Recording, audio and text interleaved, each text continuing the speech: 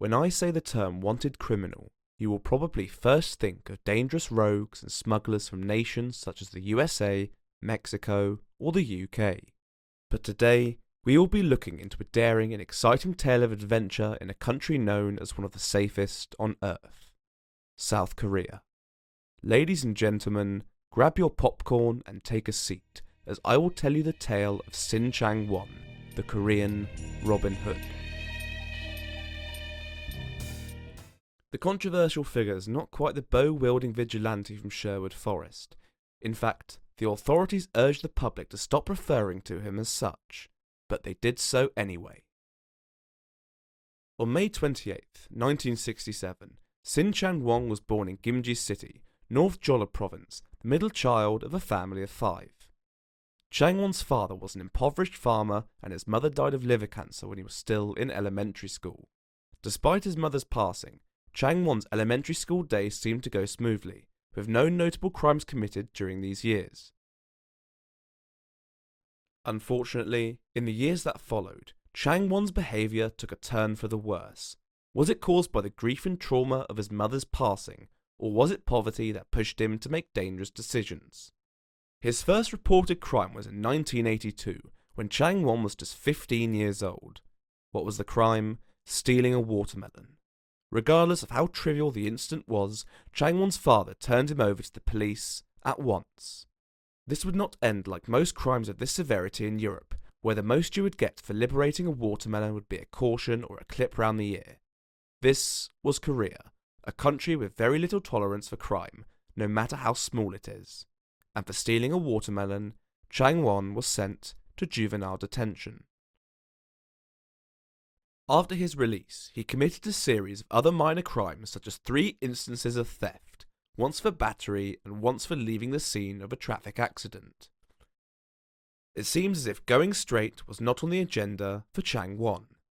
In 1989, his career would come to a halt. Involved in an armed robbery where the victim was killed, Chang-Won had committed his first severe crime, and for this, the court sentenced him to life in prison. Chang-Won then spent nearly a decade in Busan Penitentiary, but he had no intention of staying there for the rest of his life. It was time for him to break free. 3 months before his planned escape, he decided to make certain preparations.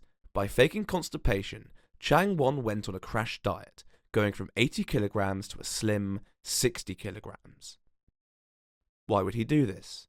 His only feasible way out was through the bathroom vent, and he needed to be thin enough to fit through. But then the question was raised. How did he get through the vent if it was closed? Well, Chang-Won somehow, and I have no idea how, got his hands on a hacksaw and hid it in his cell. He supposedly did this by hiding the blades in the soles of his shoes so that they would not be seen. And with said hacksaw he carefully broke down the vent over the next few months. And to add to this plan, he asked a fellow inmate how to drive a car without a key. Now it was time. At 2 a.m. on the 20th of January 1997, Chang-Won pushed himself through the bathroom vent and was out of his cell, but not the prison.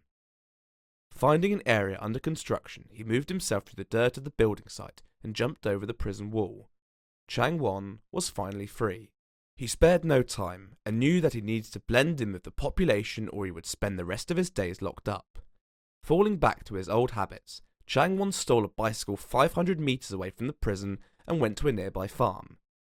Here he raided a suit, a coat, a knife and a pair of shoes. Then, at 6 in the morning, he took a taxi to Gangdong-gu in Seoul, which he unsurprisingly did not pay for. In fact, he threatened the driver and even stole 10,000 won off of him. After this, he disappeared into the city, leaving a trail of chaos behind him. The Korean authorities were obviously very unhappy. They posted photos of him across the country, demanding his whereabouts. But he was nowhere to be seen. Scouring the database of airports and toll booths, they could not find a single trace of Chang-Won. But what was he doing? Chang-Won was making moves, both strategically and romantically. He approached women, asking them if they would hide him in exchange for money. Later on, he at the very least became acquainted with a woman from a ticket shop and another from a brothel. He gave the women expensive gifts, agreed to pay off their debts, and started having relationships with them. This would be his life for the months to come. when, in July 1998, he was recognised by the police in Gangnam. You would think this would be the end of his short vacation, but that is not the case. As the police tried to arrest him, Chang-Won managed to break free and fight his way out, slipping away out of the view of the police. Was this Chang-Won's brilliance or the incompetence of the police? Who knows?